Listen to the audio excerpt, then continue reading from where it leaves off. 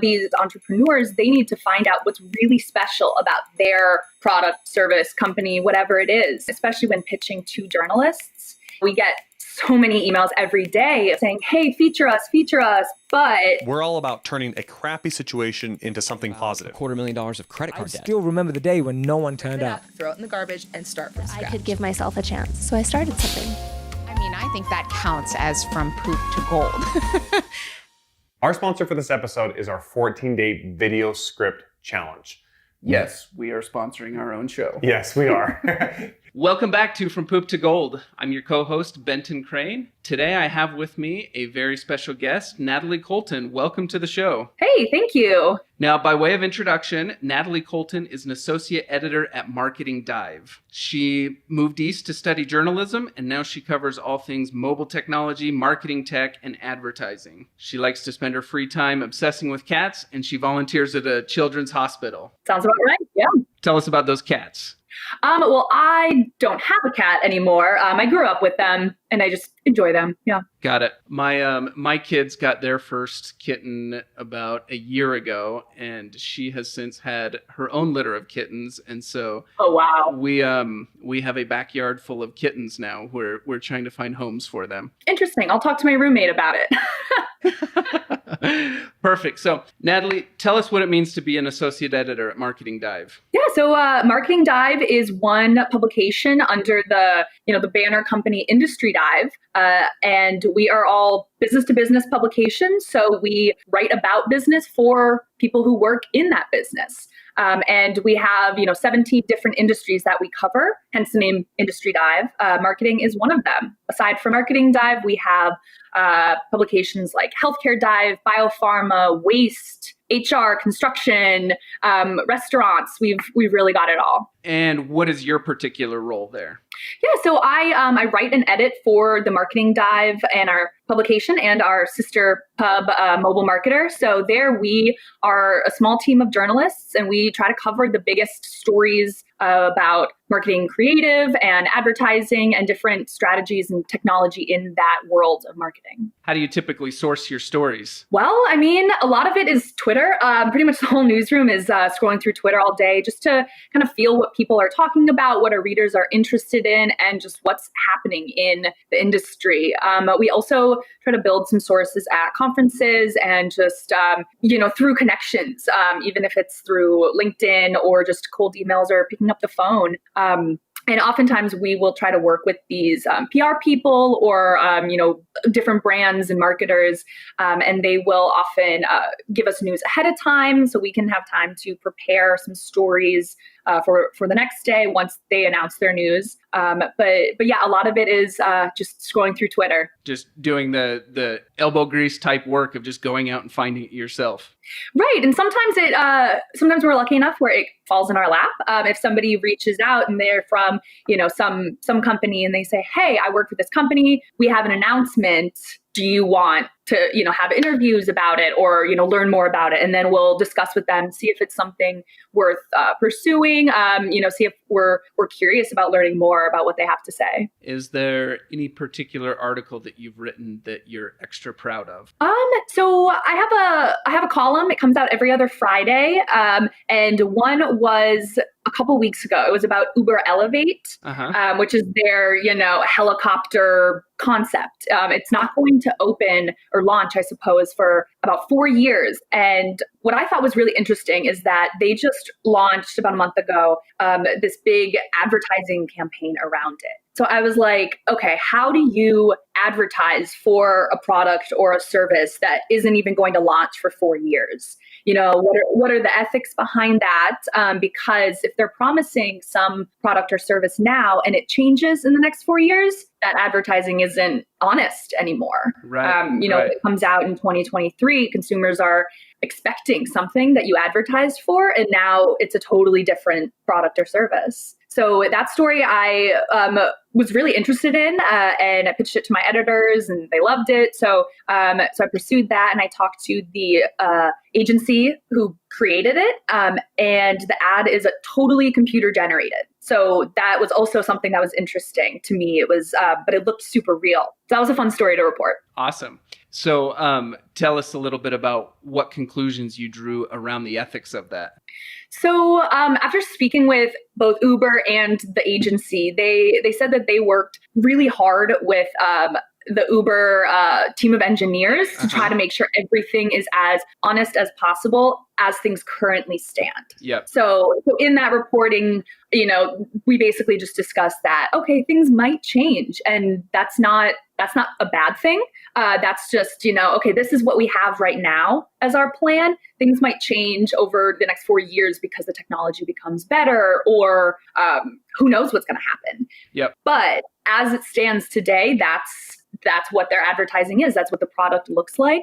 So that was pretty interesting because we don't really talk about that much. Like, usually you advertise for a product or a service that has already launched or is just about to launch, whereas this one is, still 4 years out. Tell us about your favorite part of your job. I think right now my favorite part is this column that we recently launched. Like I said, it comes out every other Friday, and that one is a little more analytical and a little less hard news. So typically the stories are about news that we have already covered, saying, hey, like this Uber one, hey, this company has launched this awesome marketing campaign. That's the news. And then a couple weeks later, after some interviewing with the agency or with the brand and talking to their marketers, I will kind of give a deep dive into the why behind it and the how. Mm-hmm. So I'll talk to the agency about how did this marketing campaign come about? Why now?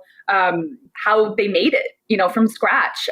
And so I really like that. It goes a little bit deeper into all the moving pieces and players that, had to come together to make this happen. What's the most challenging part of your role? I think the hardest part is finding those little interesting news nuggets within a story, especially when, there's tons of other publications and news outlets that are reporting on very similar things. Sometimes it's hard to find something fresh because obviously you don't want to write about what other publications are. It's not a big value add for our readers. We want to give them something that's a little different. So in this example for Uber Elevate, we looked at something that I hadn't seen, or an angle, that we hadn't seen written about elsewhere. So, the story of Uber launched this campaign, this advertising campaign, that wasn't the point of the story. It was, okay, they launched this ad campaign. Now let's dig into the process of how they created it. And so sometimes finding those tiny little news nuggets is challenging, but my team is really great about, brainstorming and finding different angles and perspectives to highlight. Now, this is a really fascinating interview for us, Natalie, because most of our listeners are entrepreneurs or marketers. And so they are oftentimes seeking to be featured in some sort of publication, right? Whether it be a project that they're working on or a company that they're founding or whatever it is. And so it's really neat for us to get to hear the perspective of what it's like to be on the opposite side of that table, as opposed to you looking for someone to write about you. Instead, you're looking for interesting things and people and stories who you can write about. What advice do you have for our listeners who are sitting on this side of the table where they need help, telling their story? So it doesn't seem all that different from what I just mentioned about finding, some new angle, some new perspective. Just as I do that for the stories that I'm working on, I think, these marketers or these entrepreneurs, they need to find out what's really special about their product, service, company, whatever it is, especially when pitching to journalists. We get so many emails every day from startups saying, hey, feature us. But if they had ever read Marketing Dive, they know that that's not the kind of story we're looking for, because that, oftentimes it's just that would be a promotional piece, just like, hey, check out this new startup. But if you have something that's totally different, we haven't seen before, or is, a different angle on something, highlighting that in the pitch is definitely the best way to get our attention. And, finding where their company or product or service fits in the larger picture, the impact that it could have. Yeah, very cool. Natalie, tell us about yourself. How did you end up in this role, and what was the path like to get there? Well, I've always been interested in writing and reading, and I particularly like to read nonfiction, and I just always liked that style of writing. And I think that's what turned me on to business news. And I first got into writing, I guess, in fifth grade. Were you already reading nonfiction in fifth grade? Probably not. Okay. No, I think that came later when I got into, following the news and just seeing what was happening and learning about that style of writing. But yeah, in fifth grade, I started writing this book, and my parents still ask me, when is it going to be finished? And I obviously haven't looked at it in over a decade. But and then later on in high school, I went to a photojournalism camp 2 summers in a row, and that was really interesting to me because you don't use words a ton in that, and it was like you have to find some way to capture a story in a single frame or in a single package of photos with little text. And I think that just really, it just inspired me. Like, okay, this is a really cool industry. I think I'd be interested in this kind of career path. And then I went to school for dentistry, and turned out that was not for me. And so I switched to journalism when I was at the University of Maryland, and I never looked back. So working on people's teeth didn't, ignite the passion inside of you, huh? Yeah, I mean, I think that would. I think teeth are interesting, but it was really the chemistry that did it for me. Got it. Yeah. So you made the switch to journalism, and so that's what you studied in college. And so your career path has kind of been right in line with what you expected while you were in college. A little bit. There was I took a detour right after college. I went straight to grad school, and there I got my master's in corporate communications. And so I took a lot of marketing classes there, and I think that's what really turned me on to marketing and advertising in particular. So then when I applied for this job at Marketing Dive a couple years ago, it seemed like the perfect fit. With my background in journalism and all these marketing classes, I felt that Marketing Dive and the topics that we cover were a pretty good fit. Now, the title of this podcast is From Poop to Gold. Tell us about a situation where you have faced horrific circumstances to the point where maybe you didn't even know how you were going to come out the other side, and then tell us how you turned that horrible situation into gold. Well, I think one example would be this article I wrote maybe a year and a half ago that I thought, was total poop. When I was first reporting it, I thought the topic was important, but it was just pretty dry. There was a lot of legalese, and it didn't seem like, anything new was going to come out of it in my reporting. But the topic itself was interesting. It's about the legal considerations of working with influencers in the marketing world, which is, very important. But I had such writer's block writing it because I felt like, oh, there's nothing new in this. Everything that I'm saying has been said. But it turned out to be a pretty solid piece that I'm still kind of confused as to why my editors and our readers really liked it. But it continues to do well, even a year and a half later, because, with the FTC getting involved with, fraud in the influencer marketing space and like disclosing the hashtag sponsored on Instagram and all that, that's a topic that keeps popping up. And, it's an ongoing conversation in the space. And so it turned out you ended up with kind of this evergreen piece of content that as the subject keeps resurfacing, it's driving people back to what you wrote about it. Is that accurate? Yeah, absolutely.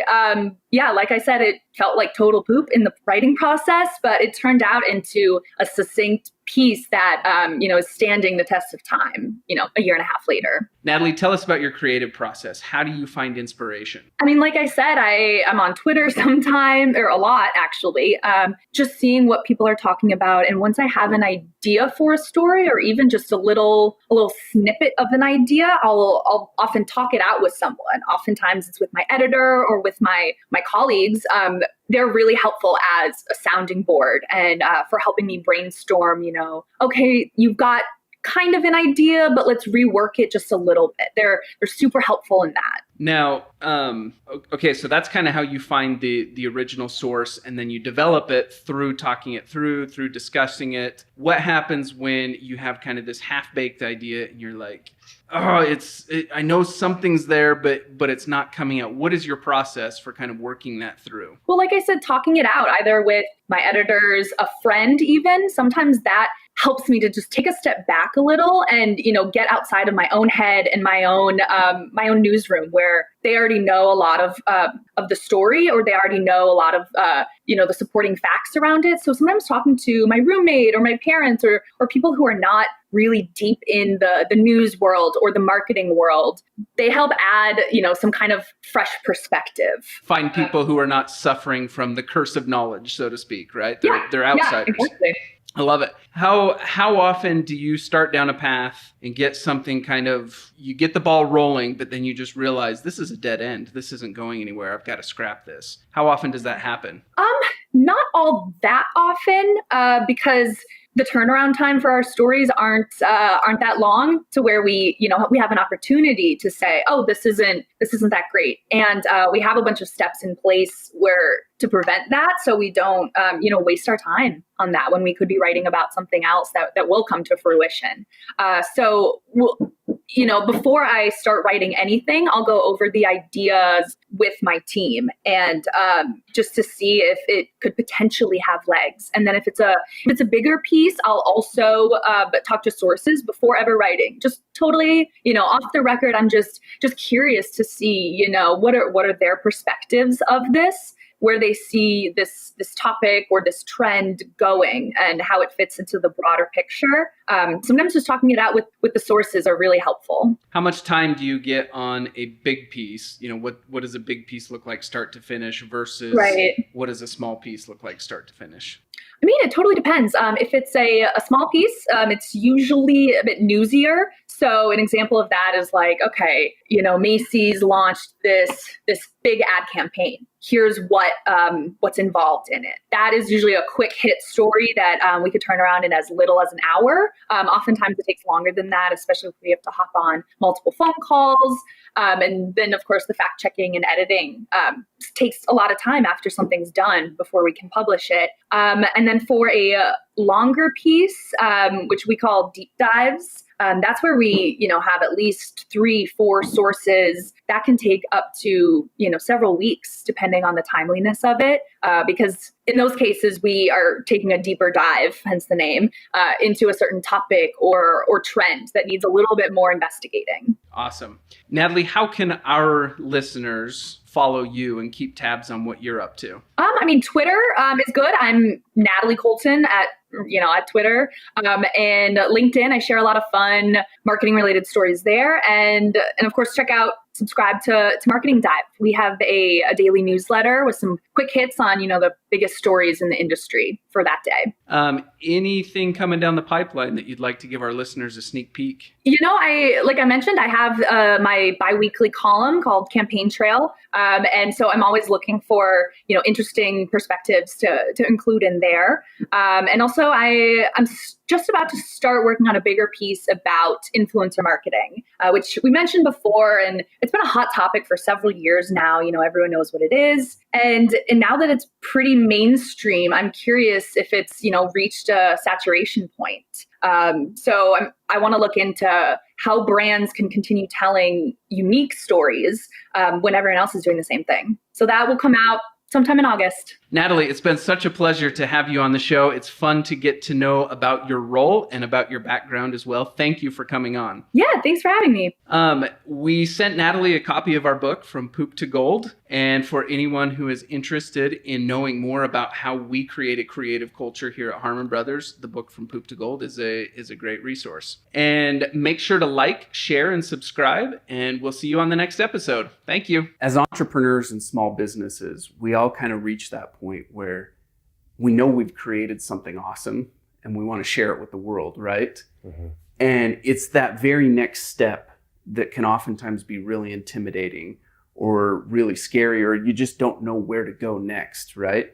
And the beautiful thing about this 14-day script challenge is you get your hand held from, okay, you have this cool product, now let's go research and find the exact way to present it and message it to the world in a way that resonates and gets people excited and they're ready to swipe their credit card and purchase. And in the 14-day script challenge, you get the opportunity to go through that step by step with our writers who have done it dozens and dozens of times. Yeah, you actually watch us go through each of the steps ourselves and create it with a real client, a real product, and it's a real campaign that's out there that's been very successful. That's right. And the feedback that we've had on this thing has just been phenomenal. I mean, we get comment after comment and emails flowing in from people all over the world who have just raved about the impact that this has had on their business. People tell us over and over again, it is just a huge value punch for the investment for this 14-day script challenge, and really gave them the tool set they needed to walk through it and make it happen. And we've had dozens of students who have successfully taken the challenge, written their script, launched their ad campaigns, and driven success for their business. It's pretty amazing. For more information, go to hbros.co/script.